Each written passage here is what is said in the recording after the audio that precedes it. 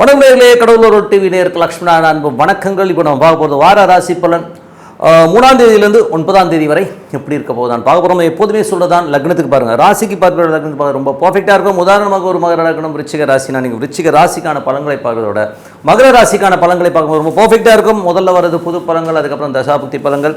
உங்களுக்கு என்ன தசாபுத்தி அந்தரங்கள் நடக்குதோ ஸோ அதை வந்து மிங்கிள் பண்ணி பார்க்கும்போது ரொம்ப பர்ஃபெக்டாக இருக்கும். அதுக்கப்புறம் வீடியோட எண்டில் டிப் ஆஃப் த வீக் இருக்குது, மறக்காமல் பாருங்கள். மேஷராசி. ஸோ மேஷராசிக்கு வந்து பார்த்தீங்கன்னா உங்களுக்கு ராசி அதிபதி செவ்வாய் 3ல் இருக்காருங்க. ஸோ 3, 8 நாளே வந்து என்ன பண்ணுற விஷயம்னா நிறைய டென்ஷன்ஸ், இப்படி ஆகிடுமோ அப்படி ஆகிடுமோன்னு கற்பனையில் வந்து நிறைய குழப்பங்கள், நிறைய அதீதமாக வந்து நம்ம வந்து சின்ன பிரச்சனையை வந்து பெருசாக பார்க்குறோங்கிறது தான் உண்மையான விஷயம். கொஞ்சம் மௌனமாக இருங்க. மேக்ஸிமம் வந்து ஒரு 15 to 20 மினிட்ஸ் வந்து எதை பற்றியுமே திங்க் பண்ண அமைதியில் இருக்கும்போது கண்டிப்பாக வந்து உங்களுக்கு தெளிவு கிடைக்கும். ஏன்னா வந்து அது ஒரு ஸ்ட்ரெஸ்ஸு டென்ஷன்ஸ் கொஞ்சம் அதிகமாக இருக்கிற ஒரு காலகட்டமாக இருக்கணும். கொஞ்சம் கவனமாக இருக்கிறது ரொம்ப ரொம்ப அவசியங்க. ஸோ அதுக்கப்புறம் உங்களுக்கு 2 மற்றும் 7ஆம் அதிபதியான சுக்கிரன் அது வந்து 12ல் வந்து உங்களுக்கு உச்சமாகறாருங்க. ஸோ உச்சமாகும் போது சுப நிகழ்ச்சிகள் சார்ந்த விஷயத்துக்காக நிறைய பிளான் பண்ணுறது, அதுக்கான செலவுகள் பண்ணுறதுக்கான வாய்ப்புலாம் ரொம்ப நல்லாயிருக்கு. மனைவிக்காக நல்ல ஒரு ஆடம்பரமான ஒரு விஷயங்கள்லாம் பண்ணுறதுக்கான எண்ணங்கள் நிறைய வரும். ஸோ அதுக்கப்புறம் 3, 6ஆம் அதிபதியான புதன். 3, 6ஆம் அதிபதியான புதன் வந்து பார்த்திங்கன்னா உங்களுக்கு இப்போ இருக்கிறது வந்து 10ல் இருக்காருங்க. ஸோ 10ல் இருக்கும் புதன் வந்து தொழில் ரீதியான விஷயங்கள் நல்ல ஏற்றங்கள், நல்ல லாபங்கள் வருவதற்கான வாய்ப்பு நல்லா இருக்குது. ஸோ அதுவும் தொழில் ரீதியான விஷயங்கள் ஏதாவது கடன் கேட்டிருந்தீங்கன்னா கண்டிப்பாக கிடைப்பதற்கான வாய்ப்புலாம் ரொம்ப நல்லாயிருக்கு.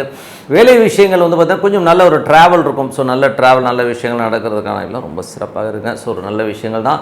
ஸோ அதே வரும்போது உங்களுக்கு 4ஆம் அதிபதியான சந்திரன் வந்து பார்த்திங்கன்னா உங்களுக்கு வந்து இப்போது இந்த வாட்டி வந்து பார்த்திங்கன்னா உங்களுக்கு ரேவதியிலேருந்து தான் ஸ்டார்ட் ஆகும். ஸோ அதனால் வந்து கொஞ்சம் வாரத்தின் முற்பகுதியிலேருந்து கொஞ்சம் செலவுகள் இருந்தாலும் அதுக்கப்புறம் எல்லாமே சிறப்பான பல நல்ல விஷயங்கள்லாம் நடக்கிறதுக்கான ரொம்ப நல்லா இருக்குது. ஸோ அதுக்கப்புறம் பார்க்கும்போது உங்களுக்கு 5ஆம் அதிபதியான சூரியன், 5ஆம் அதிபதி சூரியன் வந்து உங்களுக்கு வந்து 10ல் இருக்கார். அதுவும் சூரியன் வந்து செவ்வாயோட சாரத்தில் வந்து 3 நாட்களும் சந்திரனுடைய சாரத்தில் 3 நாட்களும் இருக்கும்போது வாரத்தின் வந்து புதன்கிழமை வரை ரொம்ப நல்லா இருக்கும். ஸோ வியாழன் வெள்ளி சனி வந்து நிறைய டென்ஷன் ஸ்ட்ரெஸ்ஸஸ் வருவதற்கான வாய்ப்பு ரொம்ப கவனம் இருக்கணும். தொழில் ரீதியான விஷயங்கள் கொஞ்சம் ஸ்ட்ரெஸ்ஸும் டென்ஷனும் கண்டிப்பாக இருக்கும். கொஞ்சம் கவனமாக இருக்கின்ற ஒரு காலகட்டங்களை ஸோ கொஞ்சம் பார்த்து நடந்துக்கணும். ஸோ அதுக்கப்புறம் பார்க்கும்போது உங்களுக்கு 9ஆம் அதிபதி மற்றும் 12ஆம் அதிபதியான குரு வந்து 2ல் இருக்கும்போது நல்ல ஒரு நிகழ்ச்சிகள், வெளிநாட்டில் இருக்கவங்கள நல்ல ஒரு பண வரவுகள் வருவதற்கான வாய்ப்பு ரொம்ப சிறப்பாக இருக்கும். ஸோ நல்ல வளர்ச்சி, நல்ல ஏற்றங்கள் வருவதற்கான வாய்ப்பும் நல்லாவே இருக்குங்க. ஸோ அதுக்கப்புறம் வந்து 10ஆம் அதிபதி சனி வந்து 11லேருந்து அது குருவின் சாரத்தில் போது பெரிய லாபங்கள், பெரிய வெற்றிகள் கிடைப்பதற்கான வாய்ப்பு நல்லா இருக்குது. தொழில் ரீதியான விஷயங்களில் ஒரு பெரிய லாபங்கள் வருவதற்கான வாய்ப்பு ரொம்ப சிறப்பாக இருக்குங்க. ஸோ இதுவரை பார்த்தது வந்து பொது பலன்கள். இப்போ பார்க்க போகிறது தசாபுக்தி பலன்கள். ஸோ தசாபுக்தி பலன்களில் எப்படி இருக்குன்னு பார்ப்போம். ஸோ மேஷ லக்னமாக இருந்து சூரிய தசாபுக்தி வந்து சூரியன் வந்து பார்த்தீங்கன்னா 10ல் இருக்கார். 5ஆம் அதிபதி 10ல் இருக்கும்போது வாரத்தின் ஃபஸ்ட்டு திங்கள் செவ்வாய் புதன் 3 நாட்கள் வந்து பார்த்திங்கன்னா நல்ல ஏற்றங்கள், நல்ல லாபங்கள் இருக்கிறதுக்கான வாய்ப்பு ரொம்ப நல்லா இருக்குது. அதுக்கப்புறம் பார்த்தீங்கன்னா வியாழன் வெள்ளி சனியில் வந்து சின்ன சின்ன ஸ்ட்ரெஸ்ஸஸ் டென்ஷன்ஸ் வர்றதுக்கான வாய்ப்பு ரொம்ப கவனமாக இருக்கணும். அதுக்கப்புறம் பார்க்கும்போது உங்களுக்கு சூரிய மேஷ லக்னமாக இருந்து சந்திர தசாபுத்தி வந்தால் சந்திரன் வந்து பார்த்திங்கன்னா வாரத்தின் முற்பகுதியில் கொஞ்சம் செலவுகள், திங்கள் செவ்வாயில் இருந்தாலும் புதன்கிழமைக்கு மேலே எல்லாமே வரவுகளாக வருவதற்கான வாய்ப்பு ரொம்ப சிறப்பாக இருக்குது. அதுக்கப்புறம் மேஷ லக்னமாக வந்து செவ்வாய் தசாபுத்தி வந்து செவ்வாய் வந்து பார்த்திங்கன்னா உங்களுக்கு 3ல் இருக்கார். ஸோ 8ஆம் அதிபதி 3ல் இருக்கிறது வந்து பார்த்தீங்கன்னா கொஞ்சம் ஸ்ட்ரெஸ்ஸஸ் டென்ஷன்ஸ் இருக்கிறதுக்கான வாய்ப்புகள் இருக்குது. கற்பனையிலேயே வந்து நிறைய இப்படி ஆகிடுமோ அப்படி ஆகிடுமோ குழப்பங்கள் வரும். ஸோ அதனால் வந்து நல்ல ஒரு மெடிடேஷன், பிரார்த்தனை ரொம்ப ரொம்ப அவசியங்க. ஸோ மேஷ லக்னமாக இருந்து ராகு தசாபுத்தி, ராகு வந்து பார்த்தீங்கன்னா உங்களுக்கு 12ல் இருந்து அவர் வந்து சனியுடைய சாதமும் நல்ல லாபங்கள், நல்ல ஏற்றங்களும், அலைச்சல்கள் ஜாஸ்தியாக இருக்கும். நிறைய வந்து பெரிய லெவலில் சாதிக்கணுங்கிற எண்ணங்களுக்காக நிறைய அலைச்சல் இருக்கும். ஸோ நல்ல லாபம் வருவதற்கான ரொம்ப சிறப்பாக இருக்குது. மேஷ லக்னமாக இருந்து குரு தசாபுத்தி வந்து குரு வந்து 2ல் இருக்கா. ஸோ 2ல் இருந்து அவர் சந்திரனுடைய சாரத்தில் இருக்கும்போது வாரத்தின் முற்பகுதியில் வந்து திங்கள் செவ்வாயில் மட்டும் கொஞ்சம் செலவு இருந்தால் புதன்கிழமைக்கு மேலே எல்லாமே சிறப்பான விஷயங்கள் நடக்கும். வெளிநாடு சார்ந்த விஷயங்கள் நல்ல லாபங்கள் வருவதற்கான ரொம்ப சிறப்பாக இருக்குது. மேஷ லக்னமாக இருந்து சனி தசாபுத்தி யந்திரங்கள் நடக்கும்போது சனி வந்து பார்த்திங்கன்னா உங்களுக்கு 10ஆம் தேதி 11ல் பெரிய லாபங்கள், பெரிய ஏற்றங்கள் வருவதற்கான ரொம்ப சிறப்பாக இருக்குது. குரு வக்கரமாக போகிறனால கொஞ்சம் வந்து சின்ன சின்ன ஒரு ஸ்லோனஸ் இருக்கும். பட் இருந்தால் 4ஆம் தேதிக்கு மேலே குரு வக்கர நிவர்த்தியான பெரிய லாபங்கள், பெரிய வெற்றிகள் உங்களுக்காக காத்திருக்கு. ரொம்ப சிறப்பான விஷயங்கள் கண்டிப்பாக இருக்குங்க. மேஷ லக்னமாக இருந்து புதன் தசாபுத்தி அந்த நடக்கணும். புதன் வந்து 10ல் இருக்கா. ஸோ 10ல் உள்ள புதன் வந்து நல்ல ஏற்றங்கள், நல்ல லாபங்கள் வருவதற்கான ரொம்ப சிறப்பாக இருக்குது. ஸோ வந்து பார்த்திங்கன்னா 3, 6, 10 போதே தொழில் ரீதியான விஷயங்கள், புதிய ஒப்பந்தங்கள், பெரிய ஒரு தொழிலுக்கான கடன் கேட்டதுன்னா கிடைக்கிறதுக்கான ரொம்ப சிறப்பாக இருக்குது. அது மேஷ லக்னமாக வந்து கேது தசாபுத்தினா கேது வந்து 6ல் இருக்காருங்க. ஸோ 6ல் இருக்க கேது வந்து சிறப்பான பலன்கள் கொடுப்பா, நல்ல பலன்கள், நல்ல ஏற்றங்களும், தொழில் ரீதியான விஷயங்கள் வந்து லீகல் சம்மந்தமான விஷயங்கள் கொஞ்சம் கவனமாக இருக்கின்ற ஒரு காலகட்டங்கள். அது மட்டும் இல்லாமல் பார்த்திங்கன்னா வேலையில் வந்து சின்ன சின்ன ஸ்ட்ரெஸ்ஸஸ் இருக்கும். ஸோ அதை மட்டும் கொஞ்சம் அட்ஜஸ்ட் பண்ணி மேலதிகாரோட ப்ரெஷர்ஸ் அதிகமாக இருக்கிறதுக்கான கொஞ்சம் பார்த்து நடந்துக்கணும். மேஷ லக்னமாக இருந்து சுக்கிர தசாபுத்தினா சுக்கிரன் 12ல் இருக்கார்.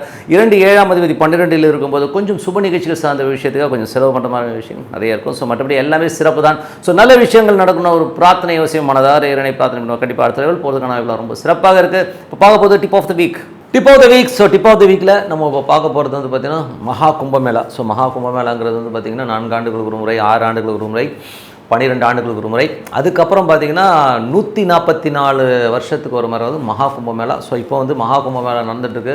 கிட்டத்தட்ட ஏகப்பட்ட அந்த உத்தரப்பிரதேசத்தில் பார்த்திங்கன்னா எங்கே பார்த்தாலும் மனித தலையாக இருக்கிற மாதிரி விஷயங்களே பண்ணி வச்சுருக்கதும் 3 நதிகள் சங்கமிக்கிற ஒரு இடத்துல வந்து நம்ம குளிக்கணும். குளித்தா அன்றைக்கி வந்து நமக்கு வந்து ஒரு நல்ல மோட்சம் கிடைக்கும். அன்றைக்கி வந்து குளிக்கிறவங்களாம் நல்லவனாக மாறிடுவான் அப்படிங்கிற எண்ணங்கள் வந்து எல்லாருமே பாவம் போயிடும்னு சொல்லிட்டு ஓடி போய் குளிக்க போயிருக்காங்க. அதில் வந்து பார்த்திங்கன்னா இதில் வந்து ஒரு பெரிய வியாபாரமும் இருக்குது. ஸோ ஒரு ஆன்மீகம்ங்கிறது வந்து அரசு சம்பந்தமான விஷயம் வந்து ஒரு பெரிய லாபமாக இருக்கிறதுக்கு ஒரு யூட்டிலைஸ் பண்ணிப்பாங்க. அந்த காலத்துலலாம் வந்து ராஜாக்கள் வந்து என்ன பண்ணுவாங்கன்னா, ஒரு நிதி நமக்கு நெருக்கடி இருக்குது, நமக்கு வந்து பணம் சரியாக வரலன்னா ஒரு பெரிய ஆன்மீக கோயிலை கட்டுவாங்க. அந்த கோயிலில் வந்து எல்லோரும் கொண்டாந்து காசை கொட்டிடுவாங்க. ஸோ அந்த மாதிரி தான் இதுவும்.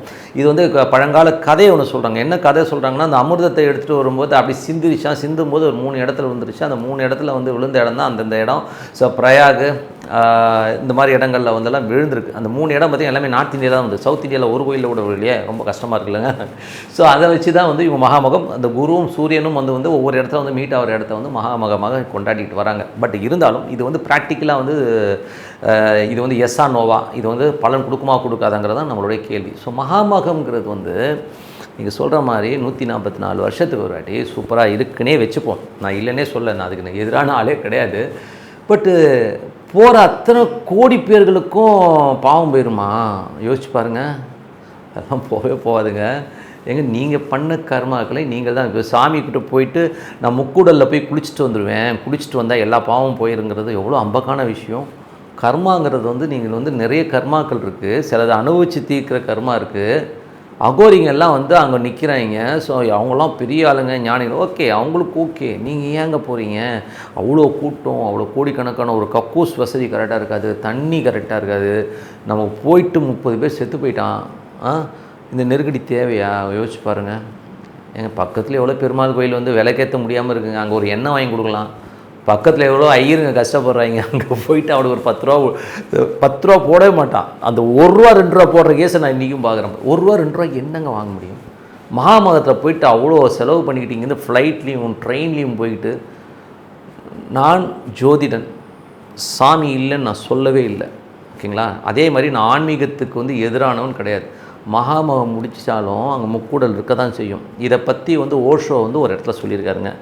அங்கே வந்து ஒரு பர்டிகுலர் டைம், நல்லா புரிஞ்சுங்க, இவங்க வந்து 1 மாதம் நடத்துகிறாங்க இல்லையா, அந்த 1 மாதம் ஃபுல்லாக பவர் இருக்காது. அந்த பர்டிகுலர் 1 நிமிஷம் தான் இருக்குமாங்க. அந்த கிரக நிலவரங்களும் அந்த நட்சத்திரம் கரணம் எல்லாம் ஒன்று சேர்ந்து வர்றது ஒரே 1 நிமிஷம் தான் அந்த இடத்துல இருக்கும். அந்த முக்கூடெல்லாம் அந்த பவர்ஸ் இருக்கும். அப்போது அந்த 1 நிமிஷத்தில் எத்தனை பேர் குளிக்கிறான்னா அவனுக்கு மட்டும்தான், மற்றபடி வேறு யாரும் கிடையாது. இது தெரியாமல் 1 மாதம் ஃபுல்லாக கூட்டமாக போய் ட்ரெயின் அலைஞ்சி கிளைஞ்சி எவ்வளோ கொடுமை பாருங்கள். நம்ம எதுக்குங்க? நம்ம உடம்பே கோயில், உள்ளுக்குள்ளே இருக்குது சாமி. பக்கத்து தெருவில் இருக்கிற சாமியை கும்பிடுவோம். எனக்கு திருப்பதிக்கே போயிட்டு ஒரு 4 மணி நேரம் 5 மணி நேரம் போயிட்டு அங்கே கூட்டத்தில் நின்றுட்டு கூண்டில் போட்டு சிறை வச்சு அதுக்கப்புறம் போய் பெருமாளை பார்க்குறதுக்கு பக்கத்தில் இருக்கிற பெருமாளுக்கு எண்ணெய் வாங்கி கொடு, பெருமாள் இருக்கிற ஐயருக்கு வாங்கி கொடு. அதை விட்டுட்டு இது வந்து ஒரு தேவையில்லாத விஷயம் தான் நான் சொல்லுவேன். நான் ஏன் தேவையில்லாத விஷயம்னா, இவ்வளோ வருத்திக்கிட்டு சாமி கும்பிட சொல்லி எந்த சாமியும் சொல்ல. ஏதாச்சும் இருந்தால் சொல்லுங்கள்.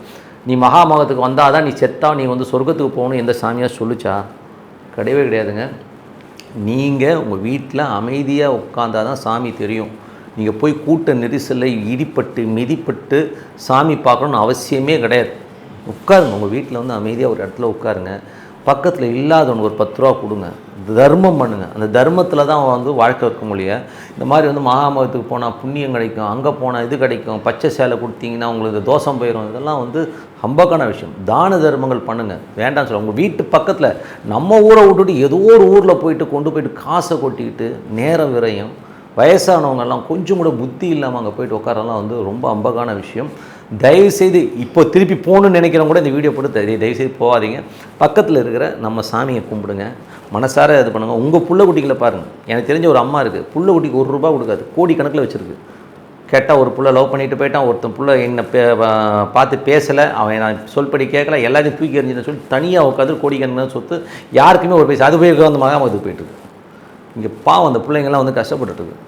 நம்ம பக்கத்தில் பெருமாள் கோயிலில் வந்து விளக்கேற்றது கூட எண்ணெய் இல்லை, ஈஸ்வரன் கோயிலை பார்க்குறதுக்கு ஆள் இல்லை. இந்த மாதிரிலாம் இருக்கும்போது அதெல்லாம் விட்டுட்டு இவங்க போய் எங்கேயோ இருக்கிறது கண்டிப்பாக உள்ள பக்கத்தில் இருக்கிற சாமி தான் உங்களுக்கு கை கொடுக்கும்.